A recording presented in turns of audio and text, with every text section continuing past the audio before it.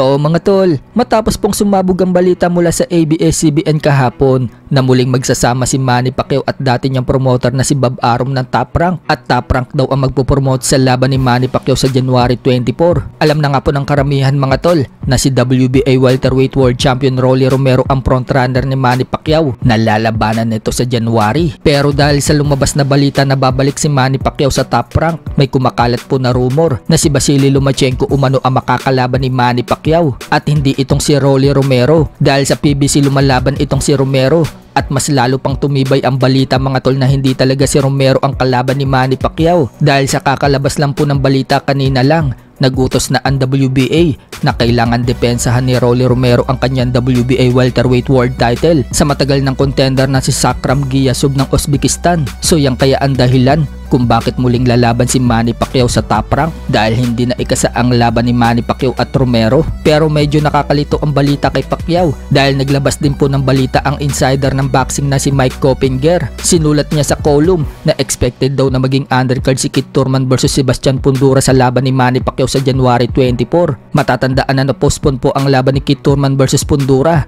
dahil nagtamo ng hand injury itong si Fundora. So kung sinasabi sa balita na undercard ang Thurman versus Fundora sa laban ni Manny Pacquiao sa January 24, mga PBC fighter itong si Thurman at Fundora. At dahil Top Rank ang magpopromote sa laban ni Manny Pacquiao at hindi PBC, mukhang nakakalito kung ano ba talaga ang totoo. Isa pa, kung sa Top Rank lalaban si Manny Pacquiao, saan network kaya ipapalabas? Alam naman po ng karamihan mga tol na wala na sa ESPN ang Top Rank. Yung laban nga ni Inoue versus Akhmadaliev ipinalabas lang sa Top Rank Facebook page. So magulo talaga mga tol, kaya hintayin na lang po natin na mismong Team Pacquiao ang maglabas ng balita kung ano ba talaga ang kanilang next move. Sa kabilang banda naman mga tol, 11 araw na lang lalaban na si former 3 Division World Champion General Casimero sa Kyrgyzstan kalaban itong Japanese na si Kyonosuke Kameda. Matinding nga po ang paghahanda nitong kalaban ni Casimero na si Kameda. Ayon po kasi sa trainer ni Kameda, tuloy-tuloy ang pagtitraining nila. Wala daw pahinga. Kahit daw holiday, nag-iinsayo daw itong si Kameda kasama ang kanyang mga stablemate. Kaya kumpiyansa po itong trainer ni Kameda na maipapanalo daw lahat ng bata niya ang kanilang mga laban. Kabilang na daw si Kameda. Samantala, dahil na-expose na po ang kahinaan nitong si Kameda, yan po yung kanyang bodega